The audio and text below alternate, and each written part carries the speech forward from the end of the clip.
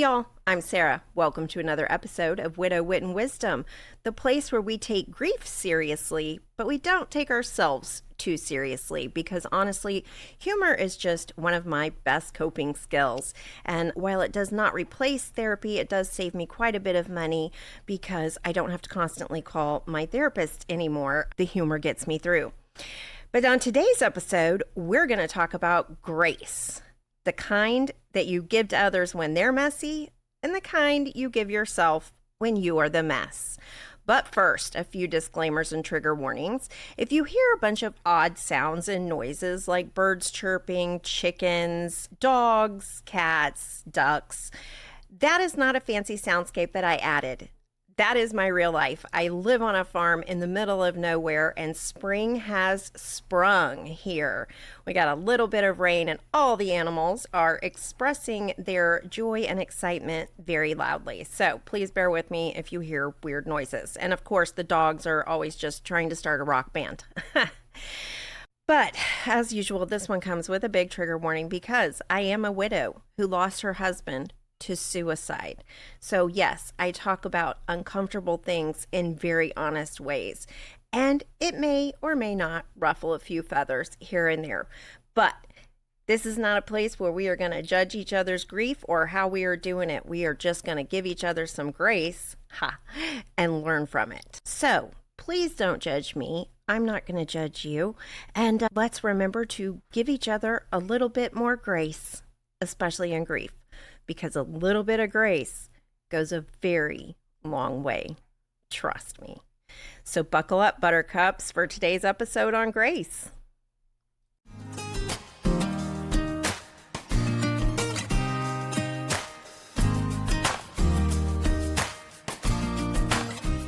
So let's talk about grace today. How did I get to grace? That was difficult, especially for me. But if you've been following along, you will know that I recently got my grief coaching certification. Yay, go me. If you need help with your grief, hit me up. But while I was doing the certification course, I was also going through my hurricane season. I was coming into the 9th anniversary and holidays and all of that. So it was a good time to do a lot of processing, and we had to do the coursework. And in one of those things, it was, what were the tools that you use in your grief? And so, of course, I wrote down what those were. Now, 9 years in, what I lean on. And then I got curious because I'm me and that's what I do. And I went back and looked at all my journals and things that I had written over the years, but especially in my early widowhood. And I was like, what was I really leaning on? What were my biggest tools back then? Because I didn't have as many as I do now. And I came up with the top 3 things, which were the God, the guts, and the grace. So if you've been following along, like I said, you've probably already seen the God, the faith part of it, because keeping my faith, especially in suicide loss, that was a struggle. But if you've seen that episode, you will know that my faith is fully intact, as are my beliefs. And I next covered the guts of grief, the strength that it takes to pick yourself up off the floor. And while that first breath is reflexive, that second one is a choice, and having to make that choice every day and have the strength to do it. So that was the second episode. And today is all about the grace. Where in the world do you find grace, especially with suicide loss? It is very rarely extended to you when you've lost a loved one to suicide. It is not extended to them either. And it is really hard to extend it to yourself, especially with suicide loss. So, how did I find the grace to do that? It was a process. It took practice, and it takes practice every single day, especially the part where I have the grace to not bless hearts too much, or at least do it gracefully. But again, why did grace end up so high on that top 3 things that got me through? It turns out that while I couldn't give the grace to myself, at least not in those first few years, it was the moments of grace that were extended to me by others, and they were rare, but they were truly impactful moments. They were saving grace moments, to be honest. And of course, in grief, I found it both easier and harder to extend grace to others. While it was actually much more easy for me to extend grace to others than to myself, of course, there were certain situations where grace became just non existent when dealing with others. And while in early widowhood, especially, I did not handle all of those situations gracefully, I am working on it. 9 years in, I am getting there. I am doing the best I can. That's become a mantra for me, to give myself the grace to say, I'm doing the best I can. But again, how did it end up in that top 3? When I looked up grace in the dictionary, it turns out I fit every single one of those definitions, both verbs and nouns, and especially the antonyms that came up in it. So, yeah, grace barely scraped by and beat out gratitude when you hit every single definitions, like the meaning of that, and you fit all the examples perfectly. Yeah, it ends up third on the list. So next up, let's define what is grace. What are the meanings behind it, and how has it shown up in grief, at least for me? So while I was going back through all my old journals and research from years past, from a 9 years in and coaching standpoint, I had printed out a bunch of definitions of things. And as I was going through those journals and whatnot, I was giving these definitions like tally marks when one of those attributes or definitions showed up in my journals, in my thoughts, whatever. And Grace got so many more tally marks than I thought it would, because being a widow, especially to suicide loss, who wasn't giving herself much grace and had to learn that, I was like, how did it score this high? But it did. Allow me to take you through the dictionary version that I had printed out of the meanings of grace and the notes that I took on it about my tally marks along the way and how I lined up with those definitions. So, according to my trusty and not at all dusty dictionary, because it is the most used book on my shelf and the most used app on my phone. So, according to the dictionary, grace is defined as 1, and there's an A and B. So, 1A, ease and fluidity of movement or manner. Examples: he danced with such grace. She walked across the stage with effortless grace. Now, y'all, that one had a lot of tally marks for me, but not because I did those things, but because I did the opposite of those things. I would walk into a room and fall flat on my face, but I could usually recover with a laugh. Oh my gosh. But yes, there was no grace or fluidity, and I cannot dance. There's no grace there, so I don't even try.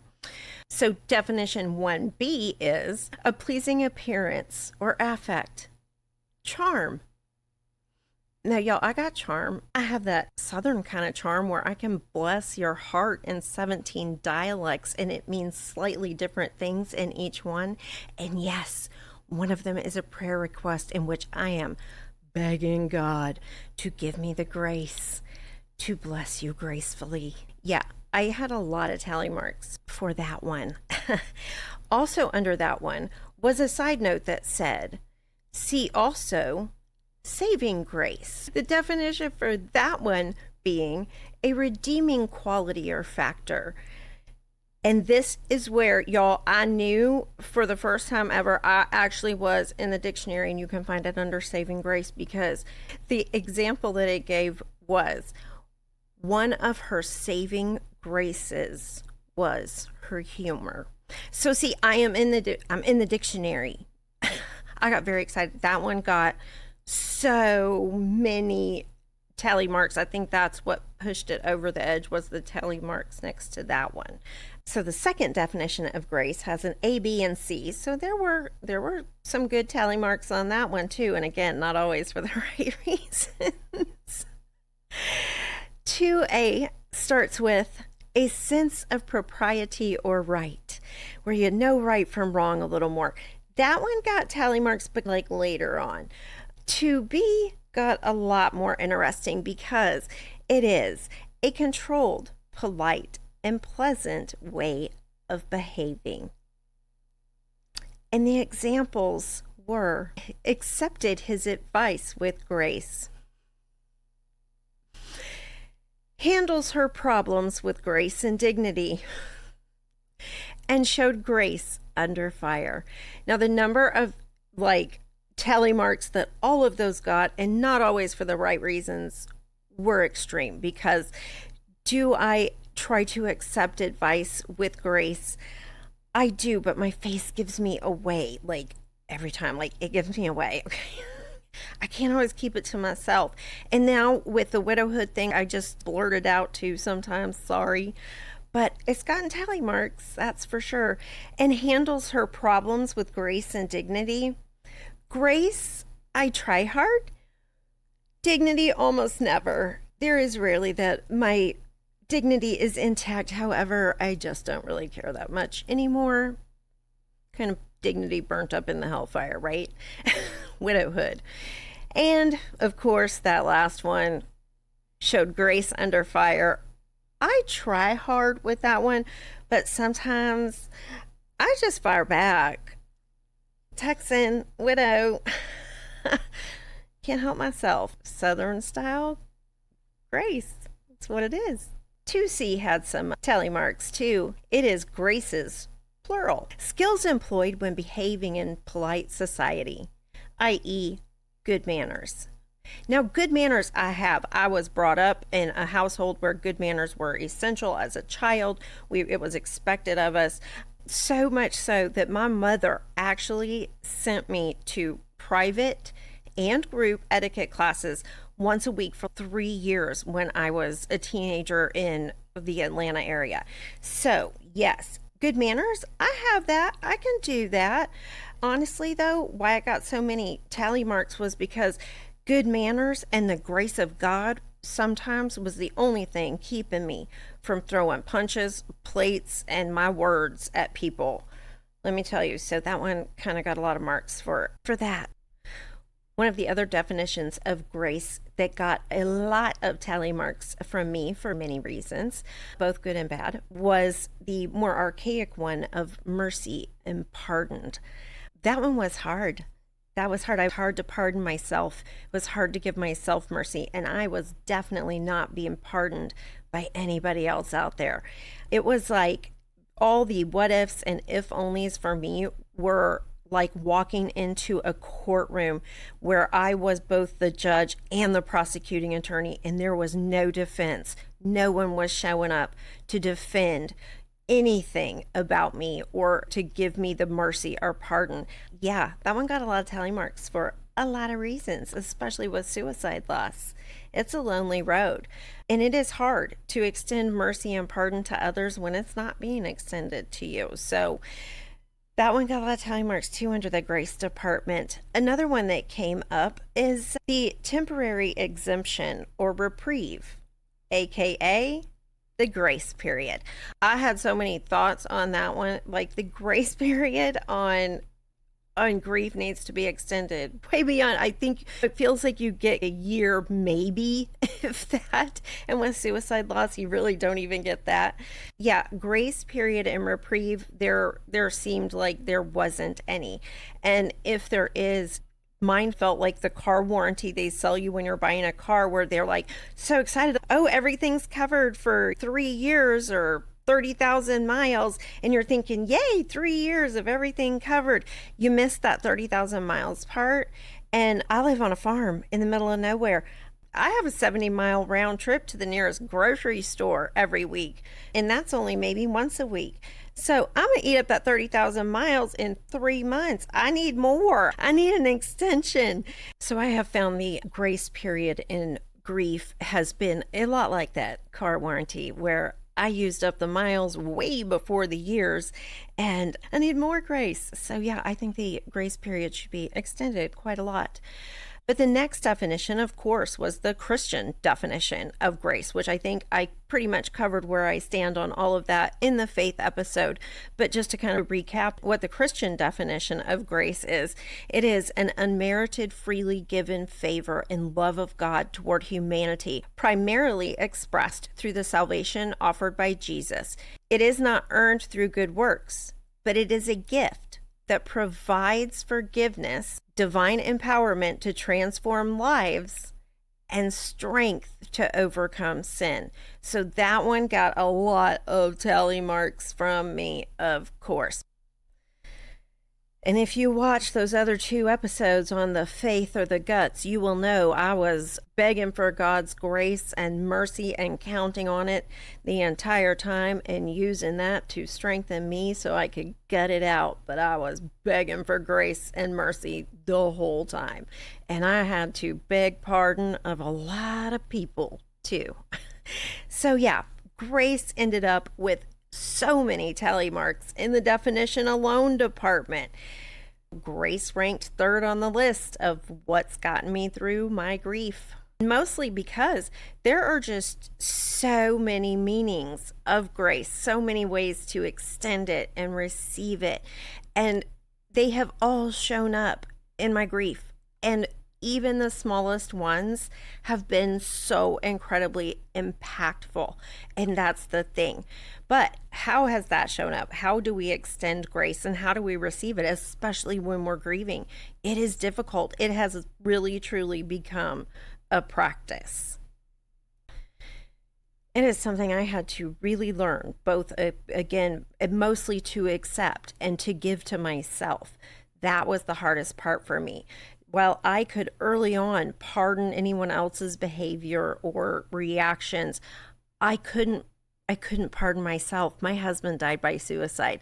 I felt like a total failure, and I had to give myself the grace to really work through that and really be able to just say to myself over and over again, I did the best I could with what I had at the time. I wish I could have done better, but I did what I could, and I can't change it now. And it just had to become a mantra, and I had to give myself the grace and the time until my nervous system truly believed it and then just screamed in submission, okay, I get it, stop yelling at me, I get it, like, we did the best we could. And especially once I got, and because I think I was able to give other people that grace, it eventually has sunk in. Do I still fight with the what ifs and if onlys? Of course, they pop up. But now I am much faster to give myself the grace, even to just quickly say, I did the best I could. And I've got to remember that. But I say that a lot these days, especially when dealing with other people as well. But again, the most impactful moments I know for me were the people that extended me grace in my early widowhood, especially as a widow that lost someone to suicide, because again, grace just isn't extended in many of those meanings and definitions at all to you. And those people that did extend it, that it just allowed me to be myself, to be broken, and to know, to give me the grace to be broken in those moments, and then know that I was going to be okay and hold me up while I got there. Those people were the most impactful. And I see them spark up here and there randomly again and again, and even in the smallest ways. You have no idea. So if you can find it in your heart to extend that grace to anyone else who is grieving, especially someone in early widow who just needs to pour it out, and what is the best grace you can show them? Show up. Don't ask questions. Don't give opinions. Let them be broken. And just say, I'm going to sit here with you and hold your hand, or I'm going to sit here with you and I'll mix the drinks while you break, like I got us. But I'm not going to throw any more sand on your pile while you bury yourself. So I'm just going to sit here. I'm going to bring the little spoon and the margarita stir. So yeah, grace can show up in many forms, not just in grief, but throughout life.